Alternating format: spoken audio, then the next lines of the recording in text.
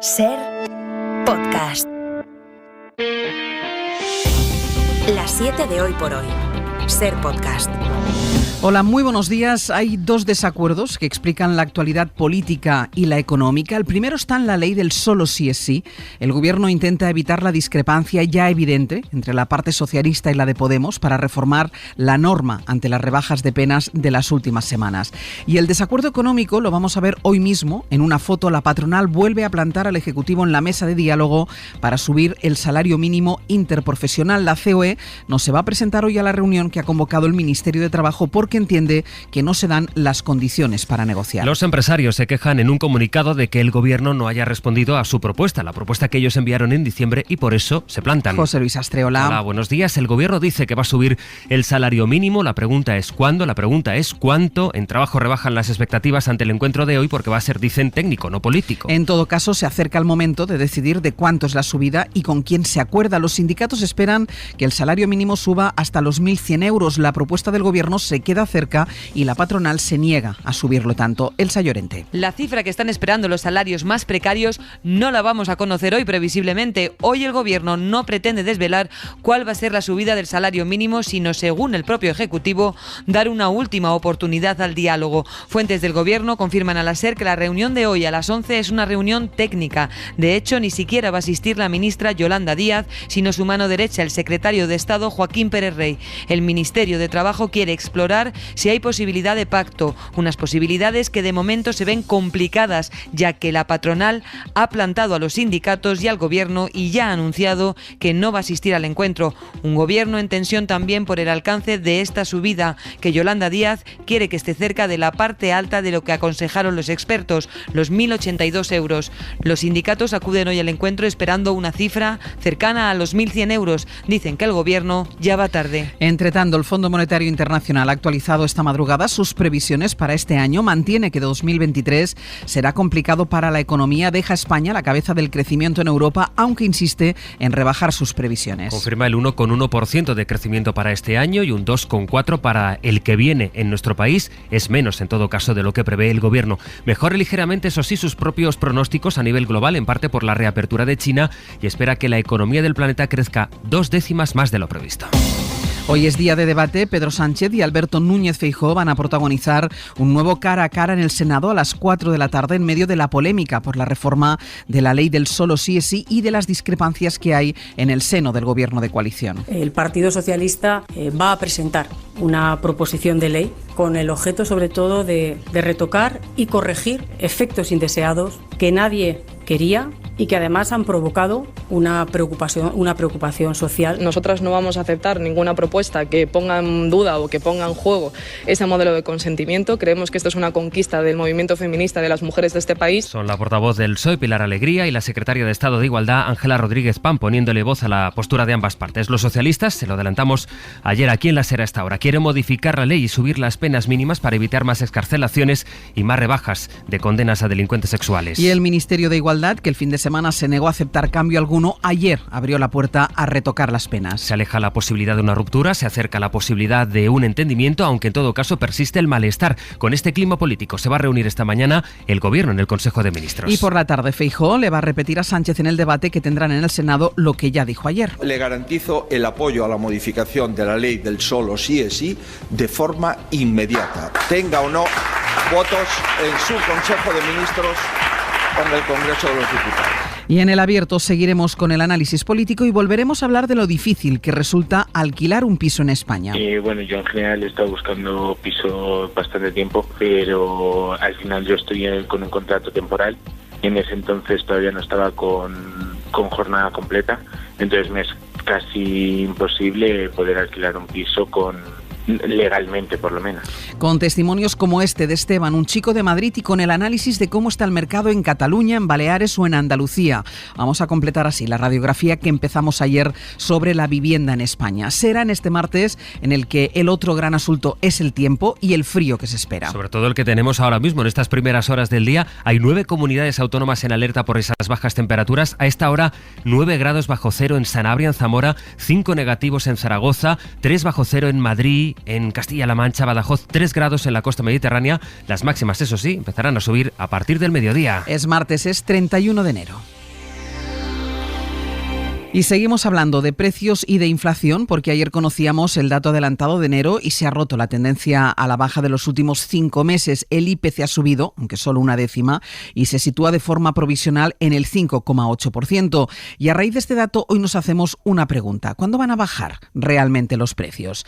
Gillian Ayala, buenos días. Hola Ángels, buenos días. El Gobierno y algunos expertos ya han marcado una fecha. Dicen que entre marzo y abril. El Ministerio de Economía cree que por esa fecha también va a empezar a bajar la inflación subyacente, que es la que está disparando el precio de los alimentos. Y esta previsión nos lleva a plantearnos otra pregunta. ¿Por qué en marzo? ¿Qué datos nos llevan a ese pronóstico? Jordi Fábrega. Son varios los factores que llevan al Gobierno y a la mayoría de economistas a pensar que a partir de marzo o abril la inflación volverá a bajar con fuerza, también la subyacente. El principal es lo que se conoce como efecto base. El año pasado la inflación se disparó en marzo, de manera que cuando lleguemos a ese mes se compararán los precios con unos niveles previos que ya eran altos, y eso hará que la inflación baje. A esto hay que sumar que en los mercados internacionales algunos componentes básicos son ya más baratos y eso tiene que terminar trasladándose al precio final al cabo de unos meses. Es lo que recordaba el ministro de Agricultura, Luis Planas. No se refleja aún en los precios por una parte de los piensos y por otra parte de los fertilizantes, pero esperamos y deseamos que cuanto antes se reflejen. Es por eso que además de bajar la inflación subyacente también debe volver a caer la inflación general, aunque eso sí a un ritmo mucho menor, para terminar el año alrededor del 3-4%, que es la previsión de la mayoría de organismos. Con la recuperación económica ya encaminada, el debate entre el Partido Popular y el Gobierno se está concentrando en la polémica por la ley del solo sí es sí, y este tema también está generando cierta tensión dentro del espacio de Unidas Podemos. Porque ni Yolanda Díaz, ni su entorno, ni Izquierda Unida en general salieron ayer en defensa de Irene Montero, es lo que decían los morados, a pesar de que en privado no están del todo de acuerdo con la propuesta del Ministerio de Justicia, del PSOE, para volver al modelo anterior de penas. En todo caso, el entorno de Yolanda Díaz pide prudencia para no agrandar ellos mismos esta polémica. Ana Fernández Vila, buenos días. Buenos días. Sí, en un momento especialmente complicado para Irene Montero, ni Yolanda Díaz, ni Izquierda Unida, ni los comunes quisieron ayer cerrar filas en público con esa postura inicial del Ministerio de Igualdad de negarse a cualquier retoque del solo sí es sí. Desde el equipo de la vicepresidenta apelan a la prudencia y dicen que ha estado en coordinación con Igualdad tratando de buscar soluciones, pero en el espacio hay voces que van más allá, critican la decisión inicial de Podemos de lanzarse al choque frontal contra el PSOE, que horas más tarde suavizaban, y creen que Montero sale tocada. Todos los sectores reconocen en privado que no comparten la propuesta de justicia, pero no ha habido un respaldo público de Igualdad y eso no ha sentado bien a los morados. En lo que sí coinciden todas las sensibilidades es en que esto no puede suponer una ruptura de la coalición. Sería un suicidio en pleno año electoral, reconocen las fuentes consultadas. Pero las revisiones de penas siguen. Uno de los casos que estudia esta misma semana el Tribunal Supremo es el de un violador en serie de Guipúzcoa, un hombre que usaba incluso la copa de un sujetador con cloroformo para neutralizar a sus víctimas. Amplía Pedro Jiménez. El Supremo tiene sobre la mesa el recurso de la defensa del violador en serie de Guipúzcoa, que abordaba a sus víctimas por la espalda y las dejaba inconscientes con cloroformo. En algunos casos usó la copa de un sujetador para ponérselo en boca y nariz y dormirlas. Una vez inconscientes, las agredía sexualmente. Fuentes jurídicas consultadas por la SER subrayan que aún no ha empezado la deliberación, pero que el estudio preliminar de la sala apunta que cabe aplicar la ley del solo sí es sí por ser más favorable y ajustar la pena ligeramente a la baja. El acusado tiene una condena de 12 años por una violación en Beasain. A esta hay que sumar otra de 9 años por otra agresión en Lasarte y 3 más que están pendientes de sentencia en Anoeta, Andoain y Tolosa, además de otras 2 en grado de tentativa. Con la vista puesta en las elecciones autonómicas y municipales de mayo, el Partido Popular sigue intentando fichar a la vicealcaldesa de Madrid, a Begoña Villacís, al menos lo está intentando Génova. Sí, porque Isabel Díaz Ayuso no tiene mucho interés en hacerlo, lo ha dejado claro en público. Villacís está ahora entre dos aguas, pero tendrá que tomar una decisión antes de que se acabe esta semana. Ese es el plazo que le ha dado Ciudadanos para que aclare por qué partido se piensa presentar a las elecciones municipales. David Junquera. Nada de rodeos en Ciudadanos, buenos días y mensaje para Villacís. Buenos días a todos. Ciudadanos. Les quiero trasladar un mensaje a que el nuevo Ciudadanos no va a ir en coalición ni con el Partido Popular ni con el Partido Socialista. Patricia Guasp no se anda con chiquitas. Quieren a Villacís, pero si Villacís quiere a Ciudadanos, tiene que hacerlo pintada de naranja. Contamos con ella y no tengo ninguna duda de ello. Alguna duda habrá y más teniendo en cuenta que el PP reconoce que Bendodo y Villacís se han tomado ya un café negociador. Las conversaciones que se han producido, que yo desconozco, las respeto por completo, pero lo mejor de Ciudadanos ya se vino conmigo. Ayuso respeta pero tira la pullita. Lo mejor de Ciudadanos me lo he llevado yo. Otros varones, sin embargo, sí abren la puerta de Génova a la vicealcaldesa. Villacís es una de las personas y que también puede aportar al Partido Popular. El Partido Popular tiene los brazos abiertos. Brazos abiertos del PP a una Villacís que tiene a Ciudadanos colgando en sus manos. Estamos hablando con ella e intentando entender muchas cosas, simplemente. Tendrán que entender rápido. Si Villacís quiere presentarse a las primarias, debe de decirlo antes de que acabe la semana.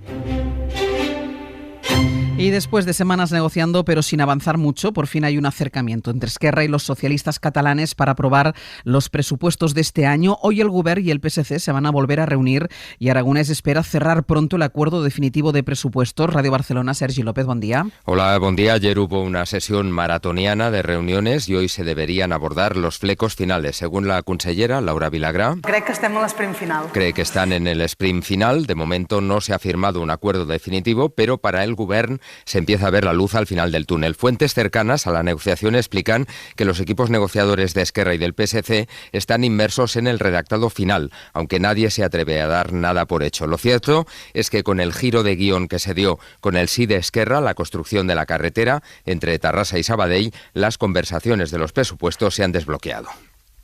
De Estados Unidos y salimos al exterior. La Casa Blanca ya ha puesto fecha al final de la emergencia sanitaria por COVID-19. Será en mayo, el jueves 11 de mayo. Realmente ese fue un movimiento político para ganar tiempo. Los republicanos hoy tenían previsto aprobar una ley para acabar con la emergencia sanitaria de forma inmediata y los demócratas se les han adelantado con una orden de Biden. Corresponsal en Washington, Sara Canal, buenos días. Buenos días. Así lo notificó la Casa Blanca al Congreso durante el día de ayer, antes de que hoy la Cámara de Representantes vote una ley impulsada por los republicanos para acabar inmediatamente con el estado de emergencia. La administración de Biden, sin embargo, busca tener unos meses de margen hasta el 11 de mayo para que los hospitales y autoridades sanitarias puedan prepararse para este cambio, puesto que durante casi 3 años millones de americanos han recibido pruebas, vacunas o tratamientos de forma gratuita gracias al estado de emergencia.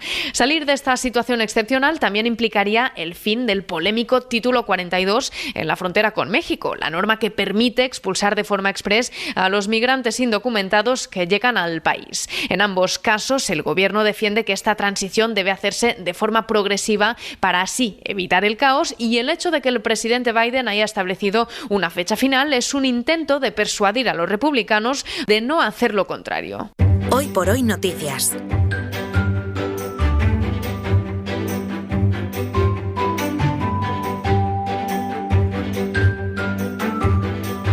Ser podcast. Nos vamos a ir hasta Andalucía, Radio Sevilla, Diego Suárez, buenos días. Buenos días, Ángeles. Y hasta Baleares, Radio Mallorca, en Munició, buen día. Hola, buen día. Vamos a buscar historias, noticias del ámbito local de estas dos comunidades. Y en Andalucía, Diego, atención, hay sequía, pero llueven los billetes de 50 euros. Sí, es algo que solo habíamos visto en las películas, pero que además demuestra, Ángeles, que la gente es capaz de poner en peligro su integridad física y bajarse del coche en plena autovía. Por un par de billetes de 50 euros no está mal. Lo que haga falta. Está por ver lo que haríamos si fueran de 500.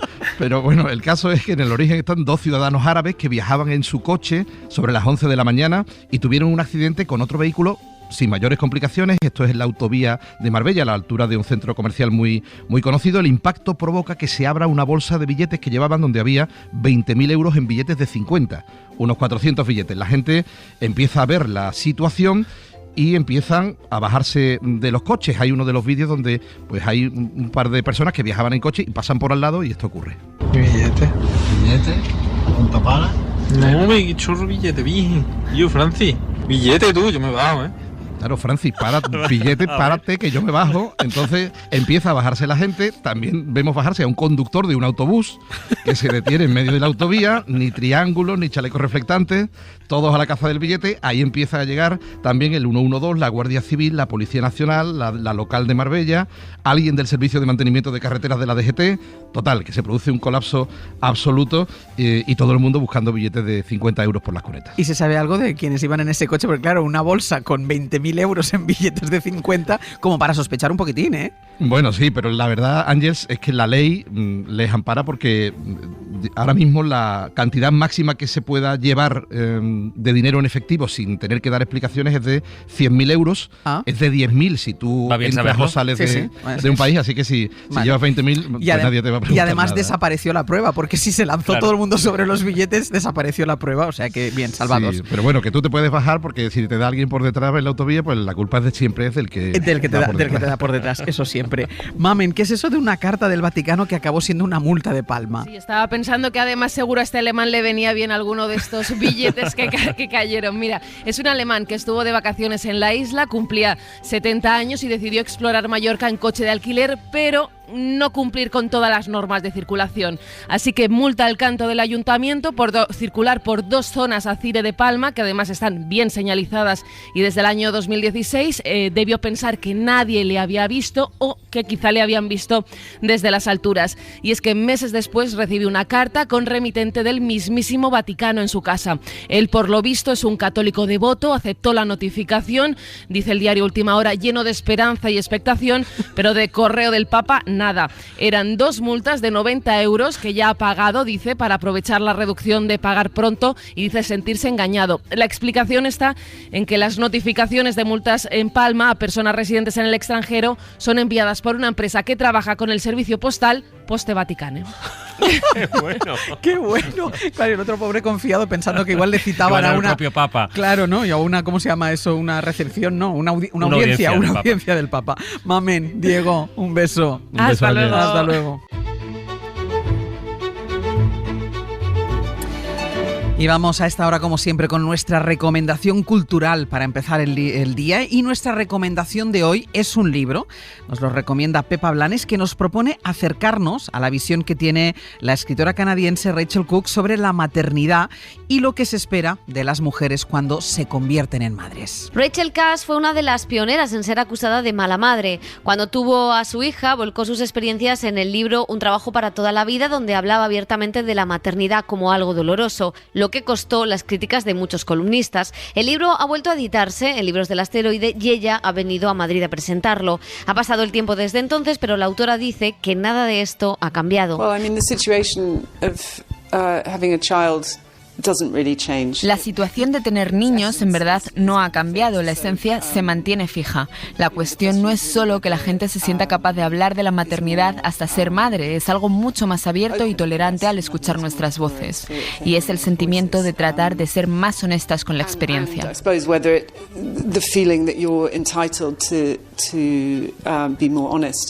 Una crónica del aburrimiento, el extrañamiento, el dolor físico y la soledad de ser madre, bien escrita y con una metáfora que domina todo el texto. La madre primeriza, desde el momento del parto, es expulsada de su antigua vida. Para no perderte ningún episodio, síguenos en la aplicación o la web de la SER, Podium Podcast o tu plataforma de audio favorita. Cadena SER. La radio.